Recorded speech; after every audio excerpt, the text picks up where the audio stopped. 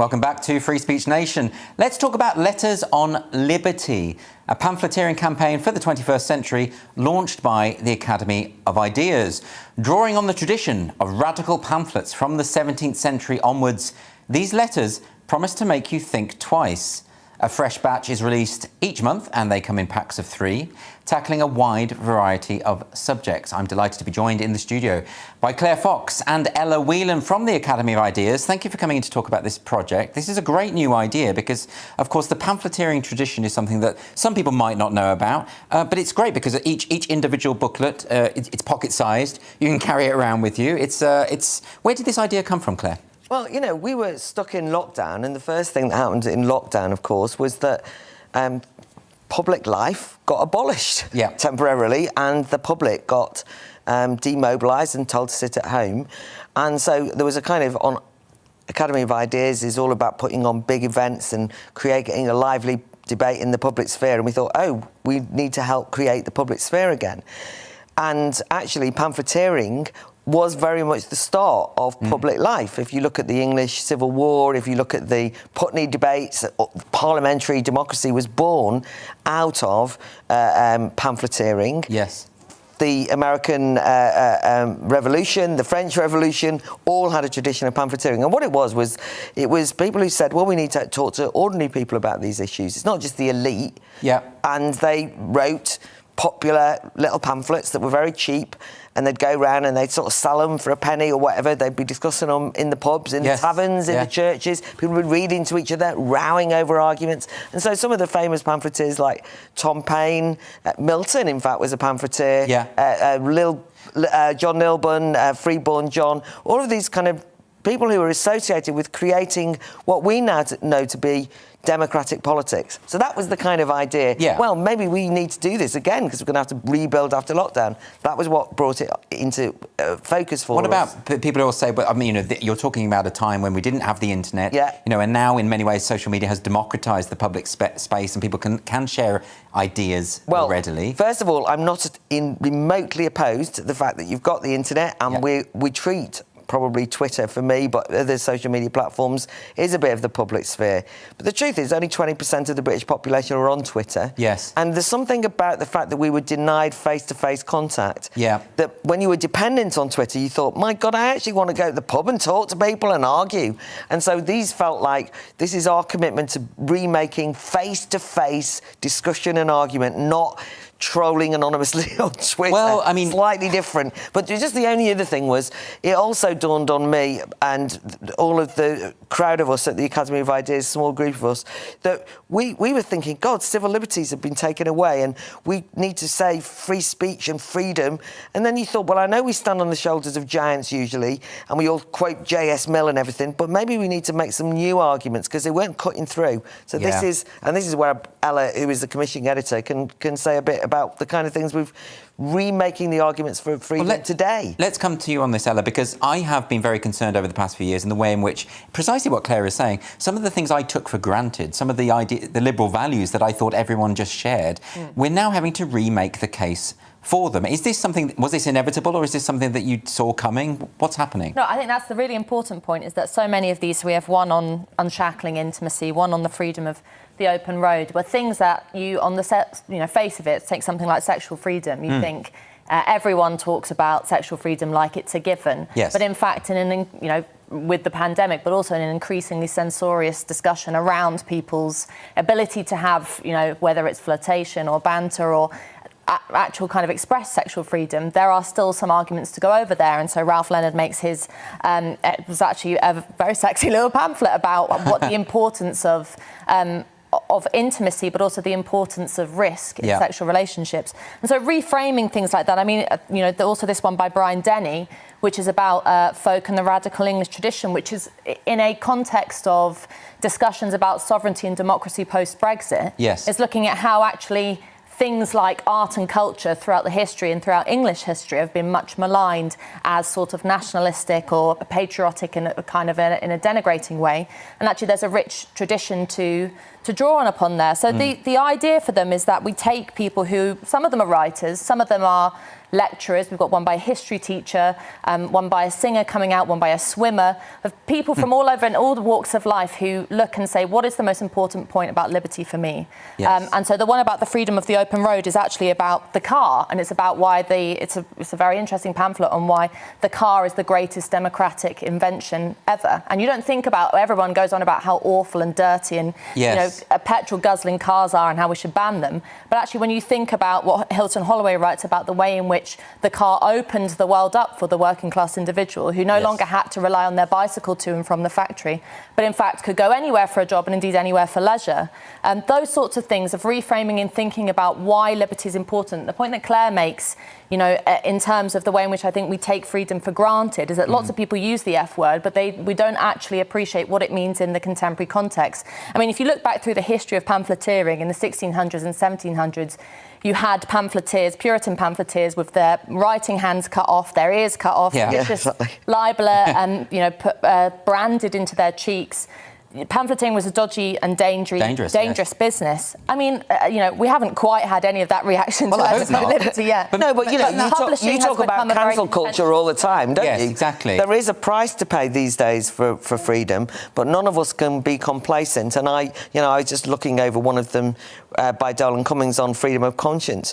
There's when we're in a situation where we have speech mandated, this silence is violence, you've only got to say the correct thing, then things like freedom of conscience, you want to go back and think of people like Locke on toleration or something, but then I think Doyle and Cummings updates some of these arguments and really makes you think. So I suppose part of it is about restating cases that we already thought we'd won, so restating the Mills and the Locks of this world, but it's also about a fresh perspective and the way in which we take liberty for granted. And maybe, is it because we're so used to living in a free society that we don't recognise the threats to freedom when they come along? I think it's the danger is that freedom has become a slogan. We hear it actually on a lot of demonstrations at the moment against restrictions, and people will say freedom, and you think if you're like me and you believe that freedom is a foundational value, you might think it's doing rather well because people keep shouting it on demos. But when it actually gets to it, there's a whole range of illiberal attacks on living in a free society, on what we can think, what we can say, and your show is dedicated to it, so I don't need to rehearse that. I think we have to avoid being lazy. Right. We have to think, what is the best argument that I can use? If I don't like a vaccine passport, don't just keep saying freedom, vaccine passports is like the Nazis. I mean, that's no use. Well, what is the best argument that you can use, right? Stop scaring people about it's totalitarianism. Yes. No, explain positively why you think free society is good. But a lot of the arguments do seem to get reduced. So if you have an issue with vaccine passports from a position of being supportive of liberty, then you'll be called an anti-vaxxer, say, for instance. So things just get conflated and simplified. And I think one of the advantages that your pamphlets have over social media discourse is that the authors have time to express the view. It's short and pithy and readable in an hour, but the argument can be developed sufficiently so that it's not just reduced to slogans and sound bites. No, and also the whole point of these is that they be passed on and kind of secreted about your person and given out in that kind of radical pamphleteering tradition, but also that we have responses to them. So this one on Art Against Orthodoxy by J.J. Charlesworth, who's a known writer on the arts, is a challenge to address the way in which freedom has been flipped on its head, particularly when it comes to the arts. So you have endless articles and comments from people who talk about freedom in the arts being freedom from oppression. So you have sensitivity readers to allow readers the freedom from feeling offended, when in fact, actually, J.J. Charlesworth says that's a complete misunderstanding of what freedom and an unorthodox approach to the arts really gives. And the response to that, I think, has been, either challenging people's views, but also people writing in to us and saying, have you thought about it from this way? So what the point of them being actually physical, that you can hold in your hand, is not just us being kind of Luddite and saying, we really like the artistry of them and their original artworks by Jan Bowman, but it's also to say that there is something concrete about the way in which we put our mark out for freedom in the world. And I think actually having the courage not to blow our own trumpet too much, but to publish in a context in which publishing, as we know from stories that you've been covering on this show and throughout the week, publishing in itself has become something that is fraught. And I mean, throughout the history, you don't just have to be a writer. Also, publishers of pamphlets were convicted of treason. Yes. And so I think in that kind of context, putting a very concrete manifesto-like argument out for freedom that stands there, can sit on the table in the pub or also be passed from bookshelf to bookshelf, is some way of making an intervention into the discussion about liberty and freedom that isn't, I think, reduced to the kind of superficiality that Claire was talking about Twitter spats. I mean, that actually makes something. And we have an ambition. I mean, we have an ambition, and in that the instance of the art one, we've got, I think, 3 artists have responded to JJ. So it's creating. We're publishing that conversation online. So we've got Ivan Hewitt, we've got Manik Govinda, and I think, is it Barb Younger responded as well. So that there can be a reflection. I mean, if we had a lot more resources, we'd do a lot more of that. Yes. But nonetheless, as I think, if you believe in freedom today, you've got to find imaginative and creative ways of making the case. Now, I don't want... This is ridiculous because we're all too sycophantic, but, I read your book on free speech. I've written a book on free speech. I've read a lot of books on free speech, and then I read Andrew Doyle's book, and I think, oh, yeah, well, I'll know all the arguments. But I didn't know all the arguments, and I loved it. And you were remaking the case for free speech in your book. And in a way, it was refreshing because I had to really rethink how I would argue it, whether I'd agree with you on everything. And that's really what the challenge is. Yes. Anybody who thinks it's easy to win the argument for free societies or free speech is kidding themselves. Well, it's because we're facing continually new objections and new challenges. At the moment, the thing that I'm most frustrated about is the sheer denialism. You'll have people saying there is no such thing as cancel culture. It simply doesn't exist. And then you can produce reams and reams of evidence that this is the case, but there's just a flat-out denial. And that's one of the things I think that's difficult. I mean, do you fear that actually some of the people who should read these pamphlets the most just won't? I mean, they just won't go near it because they don't think that liberty is under threat. Well, this is why the intended audience of these is important, because they are meant to be populist pamphlets. They're not something that's going to necessarily be in the kind of review pages, though, that we're open for them to being reviewed, of kind of popular mainstream newspapers. They're going to challenge definitely some of the views that are kind of the commentators that we might spar with, who, as you say, often deny the presence of freedom. I think more importantly, what it is, it's for those people out there who understand that there's something going wrong, that they can feel that they're, in the way in which they're being either policed in the workplace or the way in which they kind of get shouted down on social media, and those little senses that you have that there is a level of censorship or self-censorship going on in your life, to go to Letters on Liberty and to find whether it's the discussions about anti-racism, the environment, and get a deeper understanding of how to...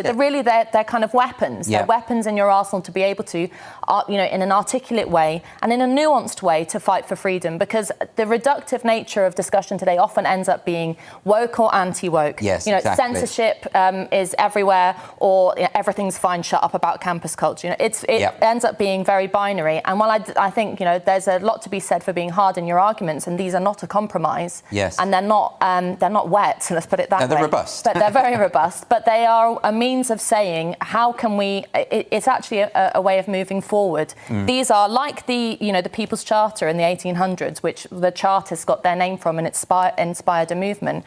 We want these to not just stay as pamphlets, but actually to turn into political change. So whether that be in relation to the way in which teenagers are socialised, the way in which free speech is, laws around free speech, we hope that these will be a weapon of change. Well, very quickly, if you could just let people know how they get hold of these fantastic little books. Yeah, go on. Go on the Academy of Ideas website, academyofideas.org.uk/Letters on Liberty, or collar me or Claire on Twitter or anywhere else. And also, we are the Academy of Ideas, and we're famous for organising an annual festival called the Battle of Ideas, and we just had a taster a couple of weeks ago, face to face, hundreds of people. It was wonderful. But the main Battle of Ideas festival in October is October the 9th and 10th at Church House. I'm hoping that we can have Andrew as one of our features at that. But there'll be hundreds of speakers, thousands of people at it, and the reason I'm saying that is because there was a queue for the Letters on Liberty stall at the last Battle of Ideas, and we hope there'll be an even longer queue. Yeah, I so can't come along recommend and buy that them enough. Physically. Yes, come and buy them, but also do come to the Battle of Ideas. I go to it every year. It is one of the highlights of my year, and I'm not just saying that because Claire and Ella are here. Really do go along to that. It's fantastic. Hundreds of speakers from all over the world thrashing out all sorts of really important issues. welcome to the GB News YouTube channel. You can watch us live 24 hours a day, catch up on your favourite shows and join in the conversation in the comments below. Don't forget to subscribe and you'll never miss any of our exclusive content.